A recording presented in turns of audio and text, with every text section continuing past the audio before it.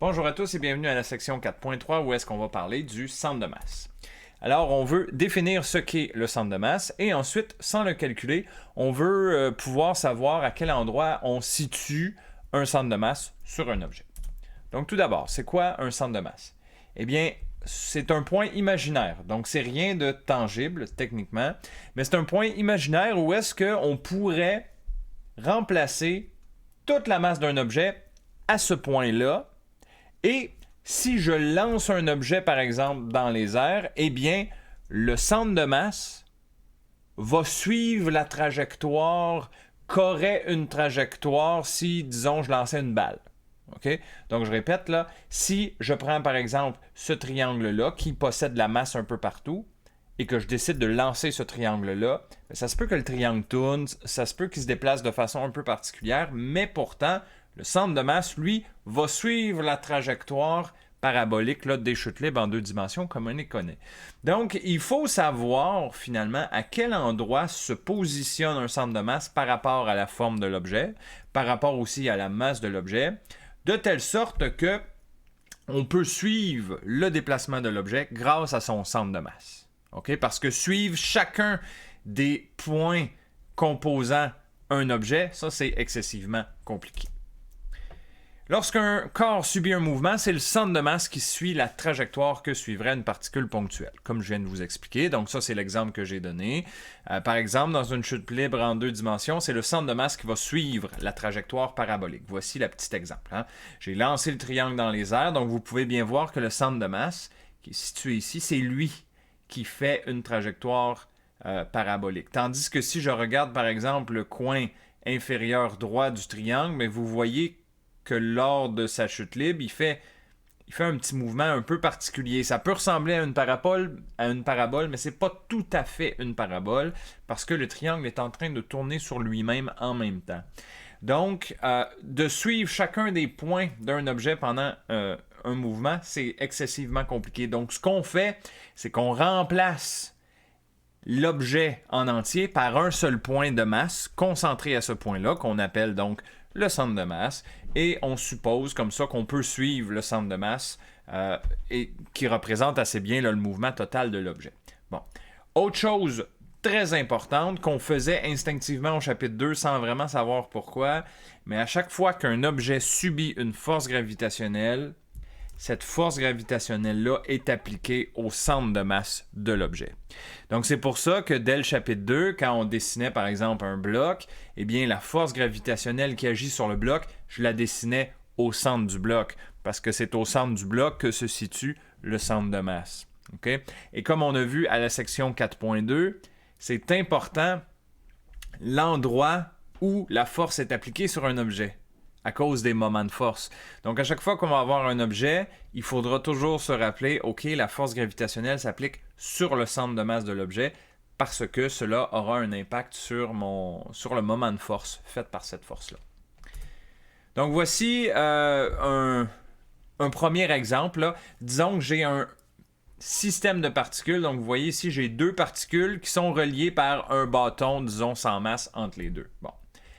Le centre de masse ne sera pas exactement au centre de ces deux particules-là parce que la particule M1 a une masse plus grande que M2. Bon, c'est pour ça qu'on l'a dessiné plus grosse que M2, là. Donc, si la masse M1 est plus lourde que la masse M2, ça veut dire que le centre de masse ne sera pas exactement au centre, à mi-chemin entre les deux masses. Il va être un peu plus près de la masse M1 pour compenser le fait que cette masse-là est plus lourde. OK? Et donc, si je veux faire tenir en équilibre cet objet-là, disons sur une pointe comme ça, ou tout simplement sur un doigt, là, imaginez-vous qu'on arrive avec un doigt ici en dessous, puis on essaie de faire tenir en équilibre l'objet sur notre doigt. Il faut déposer l'objet sur notre doigt vis-à-vis son centre de masse. C'est de cette façon-là que l'objet va être capable de tenir en équilibre. Sinon, ça va donner un peu comme l'exemple de la règle que j'avais donné à la section 4.2. Si vous essayez de soutenir une règle par son extrémité gauche avec un seul doigt, ça ne marchera pas. La règle va tomber, elle va se mettre à pivoter et donc elle ne sera pas en équilibre de rotation. Et donc, c'est c'est ce qui se passe ici. On veut la soutenir sur son centre de masse. Mais donc, pour faire ça, il faut être capable de calculer à quel endroit est le centre de masse d'un objet. Okay? Et donc, pour faire ça, eh bien, on utilise l'équation qui est ici. C'est une moyenne pondérée. Okay? Moyenne pondérée des positions par rapport à la masse. Donc, ça ici, ça se lit comme ceci. La position en X du centre de masse est égale à la masse M1 multipliée par sa position en X plus la masse M2 multipliée par sa position en X divisée par la masse totale. Donc, c'est une moyenne pondérée parce que c'est pondéré par sa position, finalement. OK?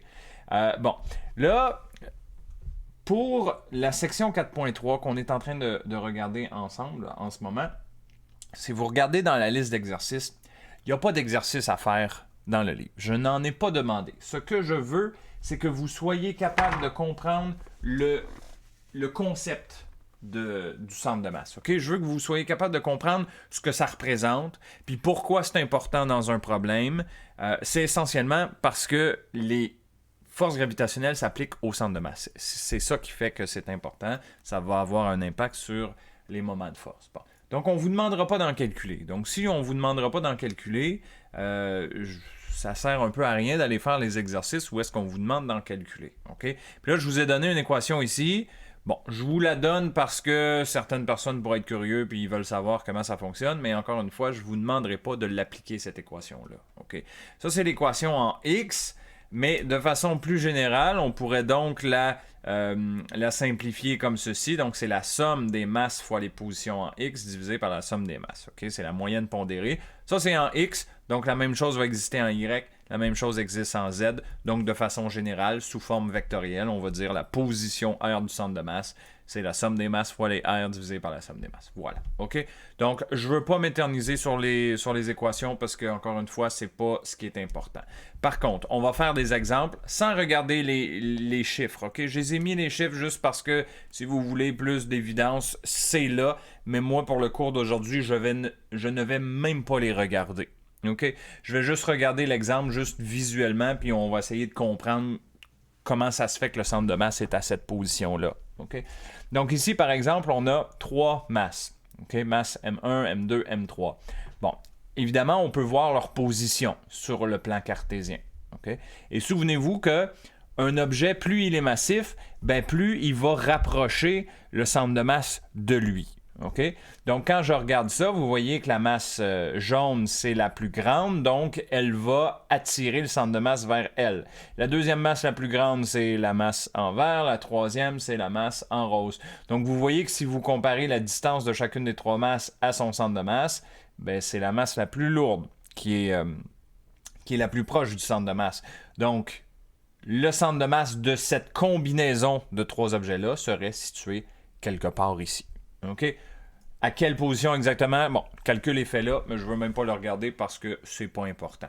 Habituellement, là, quand on va vous proposer des exercices dans un examen, par exemple, on va vous donner un objet, puis on va vous dire il est où le centre de masse. Donc, c'est pour ça qu'il faut savoir ce que c'est le centre de masse, puis ce que ça va avoir comme impact. Mais on ne va pas vous demander de le calculer, parce qu'on va vous donner sa position. Okay? Voici un deuxième exemple. Qu'est-ce qui arrive quand on a, par exemple, des tiges? Par exemple, un triangle ici. Le triangle qui est là peut être visualisé comme étant 3 tiges, une mise au bout de l'autre. Donc, par exemple, c'est comme si mon triangle pouvait être décomposé par une tige A, suivie d'une tige B, suivie d'une tige C. Bon. Et chacune de ces tiges-là, individuellement, elles ont un centre de masse en plein dans leur centre. Donc, ma tige A, elle a un centre de masse ici, en plein centre de la tige A. La tige B a un centre de masse ici, en plein centre de sa longueur, et même chose pour la tige C. Bon. Et donc, chacune de ces 3 tiges-là pourrait être remplacée par une particule située à cet endroit-là. Vous voyez, on a fait la conversion. On a directement remplacé la tige A par un point, une particule à cet endroit-là. Okay? Donc là, je me retrouve finalement avec 3 particules qui représentent la masse totale de chacune de mes tiges. Et là, la dernière étape serait de calculer le centre de masse de ces 3 particules-là. Okay? Comme on a fait ici, par exemple, centre de masse de 3 particules. On pourrait le calculer. Bon, ça nous donnerait une réponse quelque part ici, là, dans le centre. C'est encore une fois même pas important la position exacte. Je veux juste qu'on comprenne là, le concept. Parce qu'encore une fois, on va vous les donner, les centres de masse. Voici un autre exemple. Quand on a des objets un peu plus larges, des objets par exemple en 2 dimensions. Donc, on peut décomposer ces objets-là en sections un peu plus, j'ai envie de dire, un peu plus simples à travailler. Donc, par exemple, ceci, vous voyez, je l'ai décomposé finalement en 2 rectangles. Bon. Le rectangle du haut, c'est mon rectangle A. Le rectangle du bas, c'est mon rectangle B. Chacun de ces rectangles-là peut être remplacé par un centre de masse en plein dans leur centre. Donc, le rectangle A, je le remplace par un centre de masse ici dans le centre. Le rectangle B, je le remplace par un centre de masse à cet endroit-là. Et ensuite, il me reste à faire le centre de masse de 2 particules. Particule A ici dans le centre et particule B ici dans le centre. Ça va donner un centre de masse quelque part entre les deux, donc quelque part ici. OK, puis vous voyez, il est là. Et voilà. OK? Donc, ce qu'il y a d'important à retenir là-dessus, c'est quoi un centre de masse? Juste conceptuellement, ce que ça représente. Et pour nous, nos besoins, c'est surtout de comprendre que la force gravitationnelle qui agit sur un objet va toujours s'appliquer au centre de masse de cet objet-là. Donc, par exemple, si je vous donne exactement l'objet qu'on a devant nous en ce moment et que je vous dis, mon objet a une masse totale de temps, eh bien, à quel endroit est appliquée la force gravitationnelle sur cet objet-là? Eh bien, ici, en plein dans le centre de masse. C'est important parce que quand on va arriver pour calculer le moment de force, il faut savoir à quel endroit s'applique cette force gravitationnelle-là. Voilà. Les calculs, oubliez-les. Si ça vous intéresse, ils sont là. Mais sinon, je répète, là, ce n'est pas important. On ne vous demandera pas de le calculer puisqu'on va vous donner les centres de masse. Et voilà, je m'arrête ici. À très bientôt sur la section 4.4.